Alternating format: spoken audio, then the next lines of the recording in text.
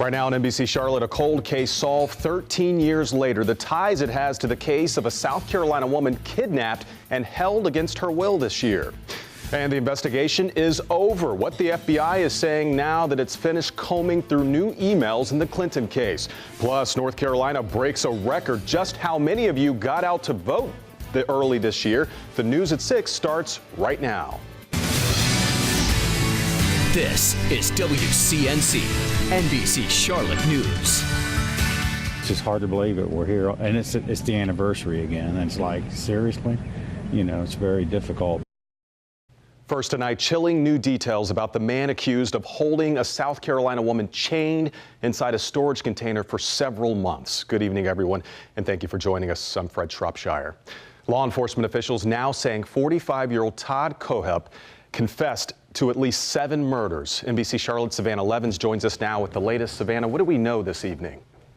Well, today a judge denied bond for Kohlhepp after police say he took responsibility for a quadruple murder that happened 13 years ago. And tonight, the family members of those victims are speaking out after this confession. I'm happy to report to you because my God answers prayers. We signed 4 warrants on Todd Kohlhepp today with a confession that he did this crime. Law enforcement expressing both sadness and relief after they say Todd Kohlhepp confessed to shooting and killing 4 people in a motorcycle shop back in 2003, a cold case with no leads until now. He looked just like anybody else on the street, man. I mean, I probably stood next to this guy in the supermarket at some time. The family members of those victims still heartbroken, but thankful Kohlhepp is behind bars. I mean, I just envision all these people up there, and they're just looking down the day, and I just know the stars are going to be shining a lot brighter tonight. All this after police found 30-year-old Carla Brown alive, chained by her neck, locked in a storage container on Kohlhepp's property. They also found the body of Brown's boyfriend, Charles Carver, in a shallow grave. We have identified him as the gentleman that we found yesterday on the property, and he is deceased. Spartanburg County Sheriff Chuck Wright saying the horror doesn't end there. Mr. Todd Kohlhepp was here on the scene earlier today. Yes, he did show us where 2 more graves are. Officials are still searching those areas. If they do find 2 more bodies, Kohlhepp would likely face 7 counts of murder. Well, police say they will continue to search that 95-acre property, saying Kohlhepp very well may be a serial killer. We'll bring you more updates as they come on air and online. But for now, reporting at NBC News Channel, I'm Savannah Levins for NBC Charlotte. Savannah, thank you. We sent out an alert when this news first broke. For breaking news on the go, you can download the NBC Charlotte mobile app. It's free in your app store. Turning now to politics, the countdown almost over. We're just 2 days away from electing either Republican Donald Trump or Democrat Hillary Clinton as our 45th president of our United States. And there's good news for Clinton's camp leading into Election Day. FBI Director James Comey wrote a letter to 16 members of the House and Senate today saying the Bureau will not change its conclusion it made in July, saying she should not face charges. That after combing through more emails found related to the Clinton case. The investigative team had been working around the clock to process and review those emails, which were found on former New York Congressman Anthony Weiner's laptop. A spokeswoman for the Clinton campaign said she's glad to see Comey affirming the decision made in July. The candidates in the race for the White House are on a full sprint through the swing states this weekend, trying to get the word out to voters at the 11th hour to vote for their party ticket. Here's a live look now from Hickory, North Carolina, where Republican vice presidential nominee Mike Pence is speaking to supporters. He stopped at the airport there to get out the word to head to the voting booths this Tuesday. And that's not the only political activity we're seeing in our area tonight, where John Bon Jovi getting ready for a concert hosted by the North Carolina Democratic Party at the Fillmore. It is in support of Hillary Clinton. And North Carolina Democratic gubernatorial candidate Roy Cooper will also be there as well. We'll have full coverage tonight at 11. Both Hillary Clinton and Donald Trump hit the ground running today, getting the word out to anyone out there who might still be torn between the two. Trump started a 5-state campaign day in Iowa, while Clinton attended services at a predominantly African-American church in Philadelphia. Trump pledged change to a corrupt Washington political class, while Clinton told the congregation this election is nothing short of continuing the work President Obama started. At the heart of this election is a simple question. Will our country be governed by the people, or will it be governed by the corrupt political class? We're going to find out very soon. This election is about doing everything we can to stop the movement to destroy President Obama's legacy. Both Hillary Clinton and Donald Trump will be in Raleigh tomorrow. Trump holding a rally at the J.S. Dorton Arena at 3 o'clock, and Clinton will hold a midnight rally at NC State. That event starts at 11:45. NBC News released a final poll today ahead of Tuesday.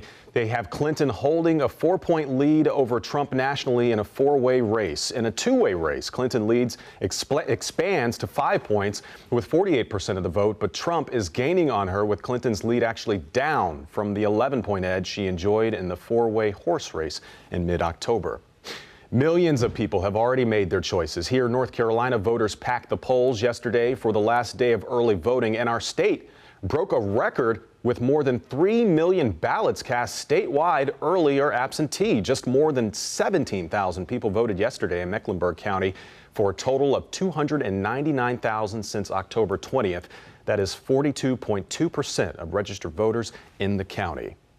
You can count on NBC Charlotte on election night. Our continuous live team coverage begins at 7 p.m. on WCNC.com and on the NBC Charlotte mobile app. We'll have live updates for you here on the air every 30 minutes.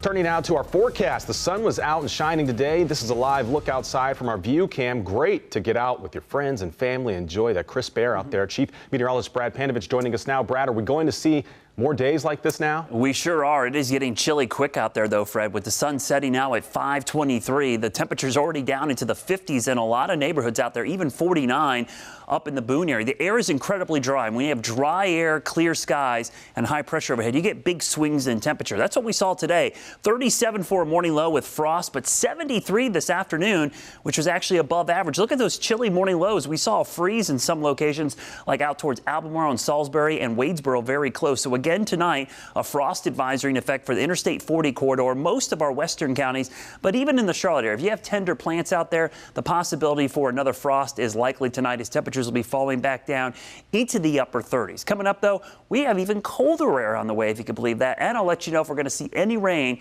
coming up in that work week forecast. Okay, Brett, thank you. Right now, CMPD looking for the shooter who opened fire inside Henson Seafood and Grocery Store. This is in West Charlotte. This happened yesterday afternoon on West Boulevard, right now by the library, where a lot of people were casting their ballots. Medic took one person to the hospital where they're being treated for serious injuries. Haven't heard yet anything about a motive. A South Carolina mother charged in the disappearance of her 18-month-old son is out of prison tonight after serving less than half of her sentence. A judge sentenced Zina Jennings to 10 years behind bars back in 2012 after she was convicted of unlawful conduct toward a child. But we've just learned she was released back in September after only 4 years of prison. Authorities found her son's blood on blankets in her car. His body was never found, and authorities believe he is dead. Zina Jennings is now on probation.